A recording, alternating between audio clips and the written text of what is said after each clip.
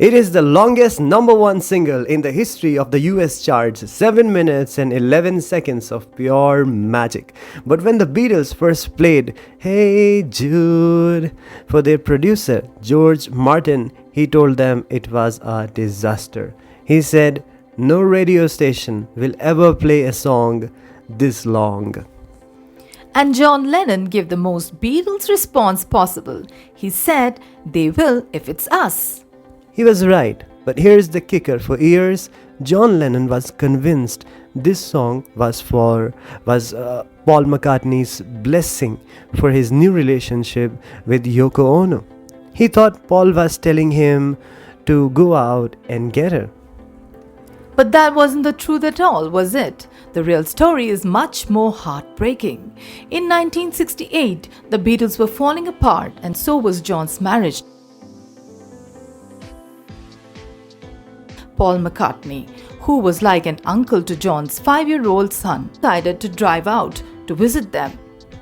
On that drive, Paul started humming. He knew Julian's world was collapsing. He started with the line, "Hey Jules, don't make it bad." He wanted to tell this little boy that even though his dad was leaving, life could still be better. Julian later said that he actually felt closer to Paul than to his own father during those years. He even bought the original handwritten lyrics for the song at an auction for £25,000 just to hold on to that memory. So why did Jules become Jude? Paul thought Jude sounded more country western, more epic. He didn't want the song to be too obvious, but the heart of it was always that little boy. Now let's talk about the mistake. If you listen closely, at the 2-minute and 58-second mark, you will hear it. Paul hits a wrong note on the piano and softly says, a very naughty word. Wait, the F-bomb is in Hey Jude?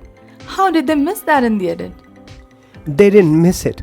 John Lennon heard it in the studio and insisted they leave it in. Yes, he loved the idea of a perfect song having a human scar. He told the engineer to bury it just deep enough so only the real fans would find it.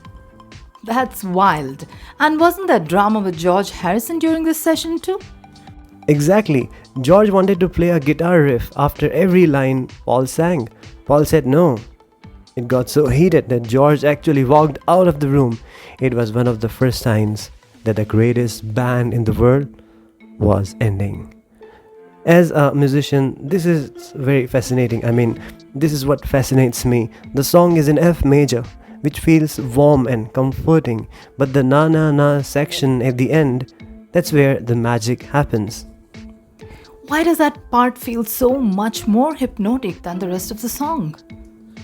Because Paul uses a flat 7th chord in music theory, that's Mixolydian sound. It creates a loop that feels like it could go on forever, and for 4 minutes it does.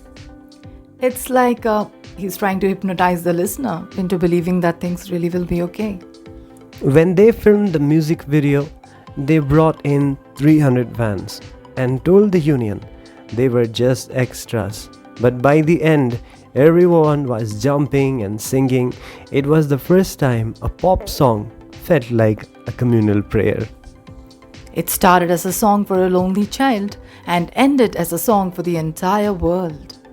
This is the power of Hey Jude. It's not just a sad song made better. It's a sad world made better for 7 minutes. If this story moved you, please hit the like button. It helps our new channel reach more music lovers like you.